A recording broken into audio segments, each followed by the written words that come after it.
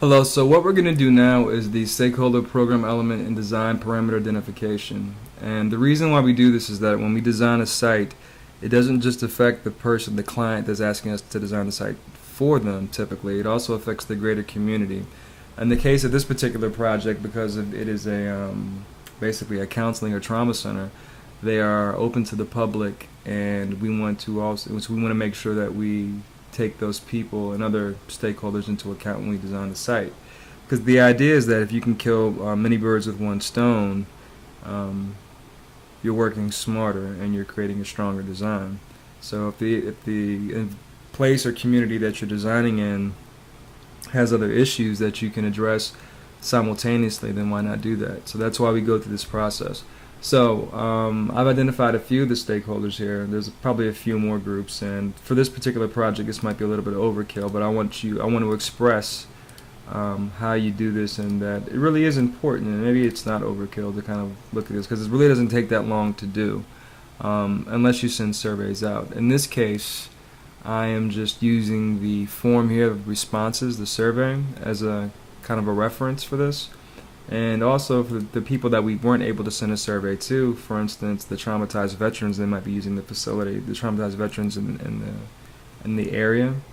I could have sent them, maybe somehow comprised a list of people, these different stakeholder groups, and sent forms out. But for this demonstration, I'm just taking their place and kind of putting myself in their shoes and filling out or creating a wish list of items that I like to have in that space. So you see I've listed the municipality, and we always have to be leery of the municipality. There's always ordinances and regulation that dictate what we can and can't do on a site. In this case, I believe it's just going to be a 50-foot road centerline setback from Blueford, so it's not a big deal for what we're doing. For the CHBW employees, I identified them as a stakeholder, and some of the program elements that they might want to see in the space. And also these design parameters. So I've identified stakeholders, program elements, and design parameters. The program elements are all the individual items within a site, right? So we used the room as an analogy, and I said that the room is comprised of many elements that ultimately create the whole of the room, right? But the room it can be broken down into many different parts, and those parts are the elements. The walls, the cladding on the walls, the paneling, the flooring, the tables, the chairs, the computers, all these things that exist in the room kind of comprise the room and how the room has been designed.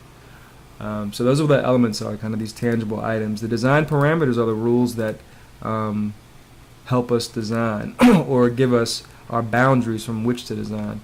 And these boundaries can be very good because one of the kind of the great thing and the difficult thing about design is that there's more than one right answer, right? So that means that there's endless opportunities and endless answers to these problems. So it really helps when you can begin to kind of create a boundary to help focus your attention on where you should be going in a design direction. So it's another reason to identify these things. So once you've identified these stakeholders, and I've just identified a few, there's probably a couple more at least that could have been identified for the site, but for this example, I'm just going to use these. Then you create a consolidated list of program elements and design parameters, right? Because all these people are still going to be important, but ultimately it has to come back to the client, and we can say, hey, if we added maybe a potential element on here that they didn't identify for us through their survey or just through the conversations that we've had, we said, hey, well, we did a survey of other people, of other potential stakeholders, or in this case, you might say, well, we identified some of the issues that or things that might be important to people in the community. And thought that maybe we can incorporate that into the design, and people might go for that. And if you sell it and you explain why, it could become an amenity of the site. So in this case, the program element consolidated list is going to be comprised of the seating gathering area, the garden space, walking paths, garden tool storage areas, so on and so forth, and some of the design parameters you can see here as well. And that's effectively how you conclude this portion of the site study phase. The next step would then be to jump into conceptualization with these. And now, this is not enough just to have these kind of ambiguous terms, right? It's helpful and begins to kind of describe what needs to be in the design, but you need to allocate approximate sizes to these things, right? Because gathering space could be 1,000 square feet, or it could be 10,000 square feet. What does that mean in this design? And that's when we go into our research and go back to the site and look at the base map and identify, well, how many, when we did our inventory, how many square feet did we actually have in the green space? That's going to dictate how large this gathering area, everything else can be. So everything is connected. That's why you never abandon your inventory and parts of the earlier parts of this phase. So all this stuff kind of gets connected and jumps us into conceptualization to help us begin to design.